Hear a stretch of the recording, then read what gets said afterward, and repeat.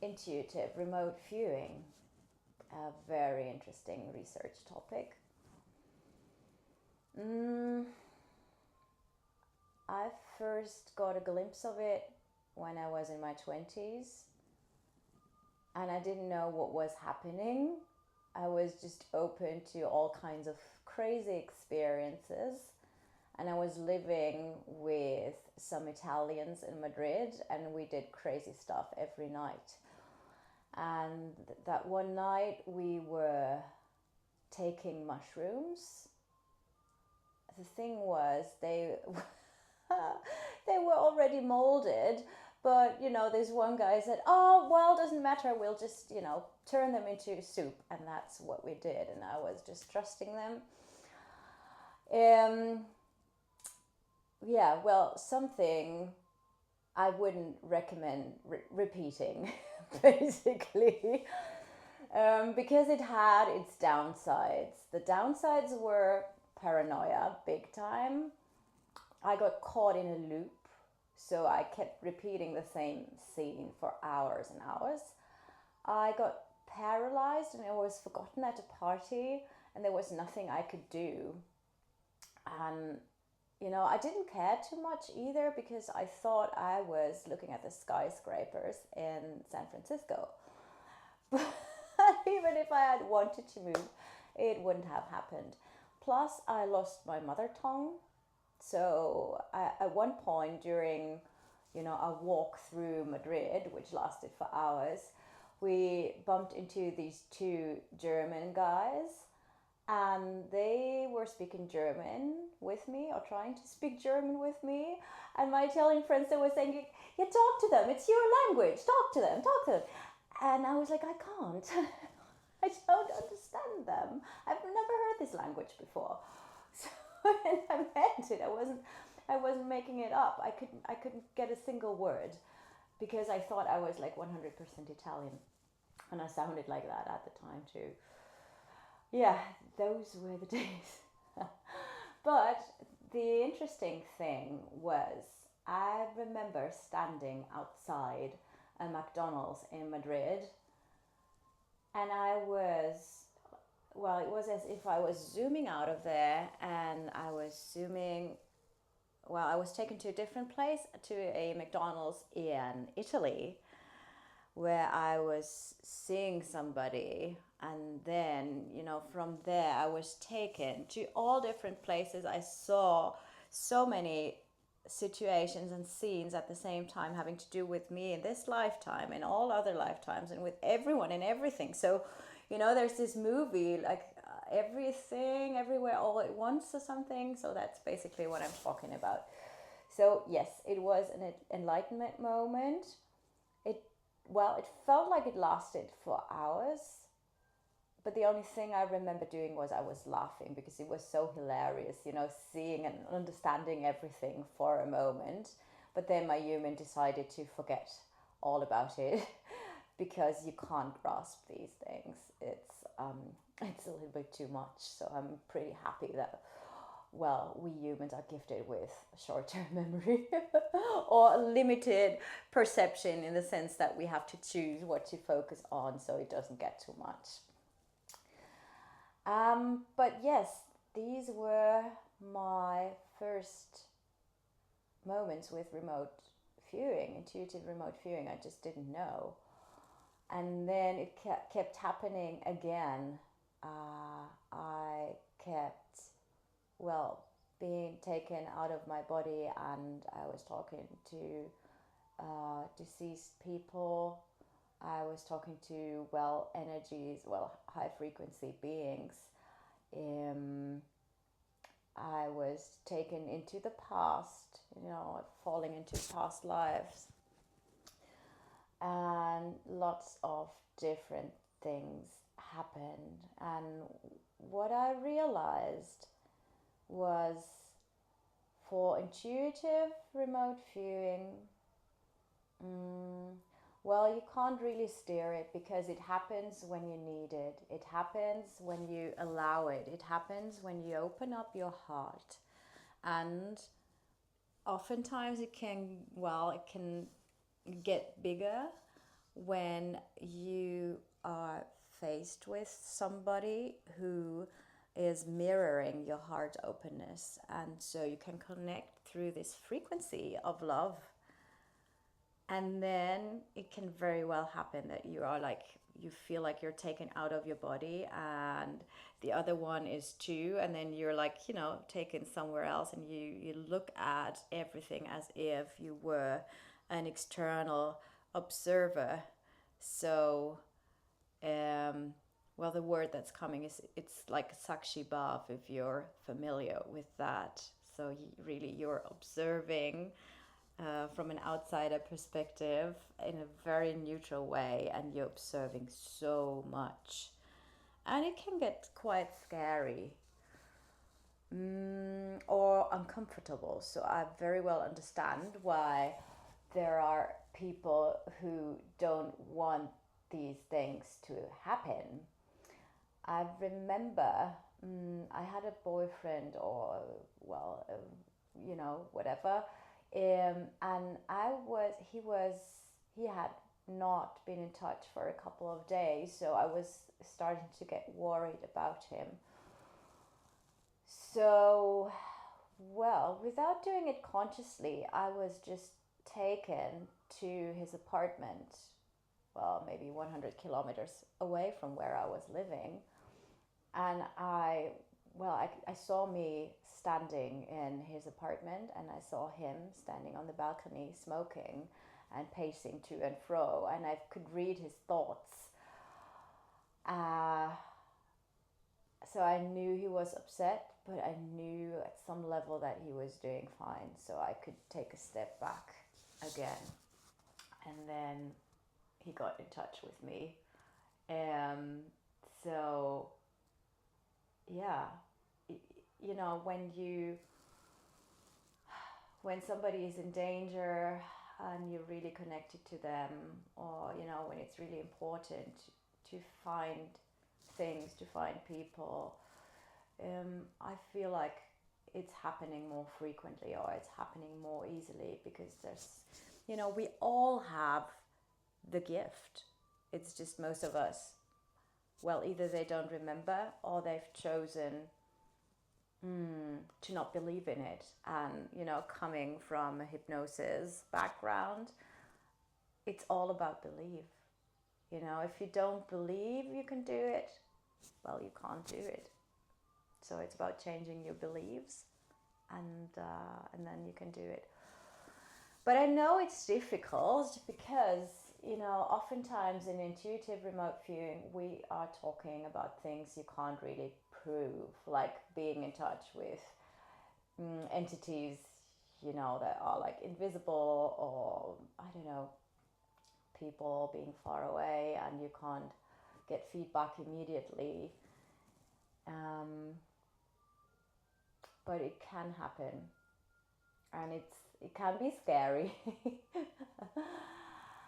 But if there's a bond, or if there's a connection, a loving connection between the two of you, in my experience, you're safe. Nothing can happen, as long as you trust yourself and you trust the other. And it's really beautiful. So beautiful, even, that I had been longing for a way to reproduce this on purpose. And that's how, the standard remote viewing methods come into play.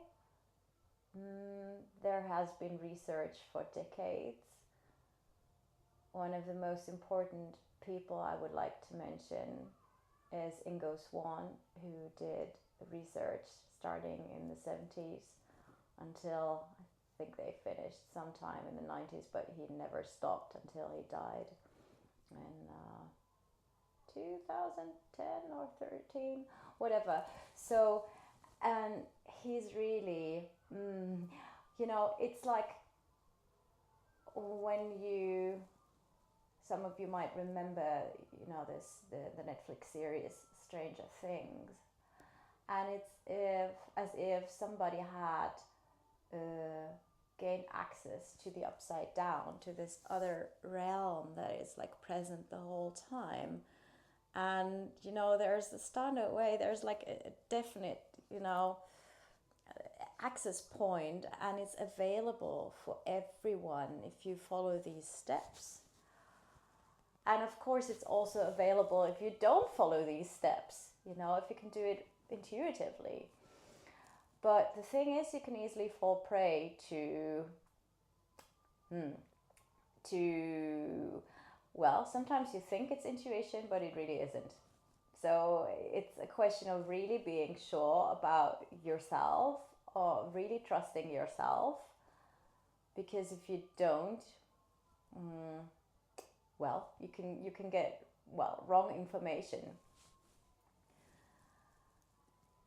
And I feel like when you're learning, regardless of which method of remote viewing, when you're learning to connect with something or someone, trust is the most important thing.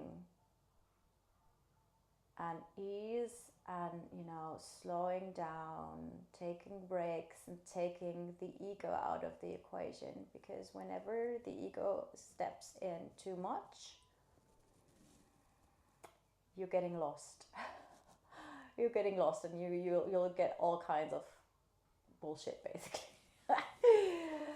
So, but that's also, the reason why I love doing it. And now it's like both methods. I've been practicing the intuitive one and the controlled ones, or the standard ones that have been invented by others. So I feel like you can learn a lot about your intuition. You can learn a lot about yourself too. And you can learn to trust yourself more. You can learn to know when is it really this feeling of all-knowingness, and when is it just I would like this to be true, but it's coming from my brain. And I can give you one example where it was obvious that it was coming from, well, you could call it a higher source, or you could call it a necessary information that I needed to get. Or you could just call it, well, entertainment. If you believe, like I do, that we're here, for the fun and ease of life, and to really enjoy it, and, to really enjoy all the possibilities of being alive, playing with, what's possible, and even what others deem is not possible, and you discover, well, it is possible. It's just a question of, again, do you believe it's possible or don't you? And as soon as you start believing it, it's gonna become possible. So easy. Yeah, sometimes it's not, I know. Because when you can't prove things, you may start to doubt yourself. So it's good to at least occasionally have something that you can prove, like in my example that I'm going to give you. So I was walking through Heidelberg. I was being driven through Heidelberg when I saw this man walking by, and I was very strongly reminded of my ex-boyfriend when I saw him. And it was more than that. I felt I was zooming out of the situation. One part of me was still sitting in the car, but the other one was taken away to another place, to a place that I had been before, a couple of days prior. And I saw myself, looking at somebody in one of the rooms there who was talking to somebody else. And I could look this person in the eye in my memory. And as soon as this eye connection was established in my mind, in my memory, like, just on the energetic plane, because my like so-called real body was still sitting in the car in Heidelberg. As soon as the connection was made, the all-knowing came through. I knew my boyfriend lived with this person I was looking into the eyes. And I was 120% sure, really. I just knew. And it feels very different when you just know things. And yet, since these things don't happen every day, and since I knew I could kind of prove it, my ego kicked in and wanted proof. So I got in contact with my ex-boyfriend's friend and asked him if my ex-boyfriend happened to live with this woman that I had seen. And yes, it was confirmed. So that's the kind of stuff you can do with intuitive remote viewing. And there's more to it. You can also access higher wisdom that comes through through connecting with plants, for example. I'm not one, or let's say I have learned that for my fairy-like being, it's not really favorable to experiment with, let's say heavy stuff. Like substances is not what, like heavy substances is not what I feel drawn to in this lifetime. If you feel drawn to it, we wouldn't be for you, because we tend to, connect with a lot of things on the purely energetic level, or through the physical level, or a connection of both. But if you're interested in going for the heavy stuff, please don't do it the way I did back then in Madrid, but rather do it with a psychotherapist who knows what they are doing, who can hold space with you, and who can give you this safe container the whole time, the whole experience through. What we do though is, Blue Lotus and cacao ceremonies. These are like legal and, let's say smoother substances. If you are like me, it's enough, just to name these substances, and you can connect with them on an energetic level. Also to the heavier ones like ayahuasca or whatever, you just set the intention to connect with these plants or helpers, and you can be taken there if you're open. Again, it always depends on your belief and on your openness. And then you can make these experiences without the downsides. So you can connect with ayahuasca purely on an energetic level without having to puke all over the place. So that's the only thing I would do. But what I really enjoy is, when you can get this connection with other people and you share this space, you share pictures also, or you share situations that are not in the room in which you are. Like, just naming one more example, I was doing a guided journey, like a visualization journey with some women, and I was calling in, let's say spirit beings or helpers. And I had this white rabbit jumping around and guarding, guiding everything with me. And then there was this one woman who didn't know about my rabbit because I hadn't said anything. And she was just talking about her experience. And then at one point she was saying, and or I was mentioning the rabbit, and then she went like, "Oh, it was yours." And I was like, "I saw this rabbit, and it was like, jumping through my picture, but I was like, it's not mine. So what the fuck is it doing in my like movie?" And yeah, so these are the moments where I feel like it can just be so much fun, and to get more confidence in what you're doing for the situations where you can't really prove anything at all. And that's probably the empath's big challenge, or one of them, to really believe in yourself, to really believe in your feelings, you know, even though other people might doubt you, even though other people might be saying it's not true. And it helps.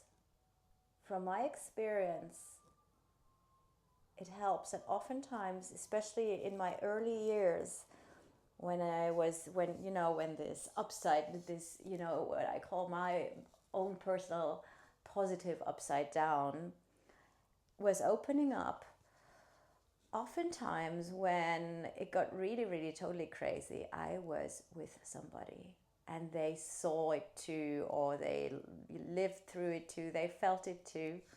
So that really helps. And so, well, in case you would like to experience this kind of stuff with other people, yeah, you could come to our energetic sessions, events. That would be one option. Um, One important thing, though, is to not expect too much. Yeah, because whenever we go into, expectance and, yeah, a strong desire to really live through something special or magical, well, it's not going to happen. So that's the difficulty, to really let go and to really be able to cope with the boredom that can accompany, well, these journeys. Because a lot of times I find that it's the boredom that opens the threshold into, the magical realms. So, yeah. Wishing you a lot of joy and fun experimenting with all of this. Please be careful. Only take on what you can chew.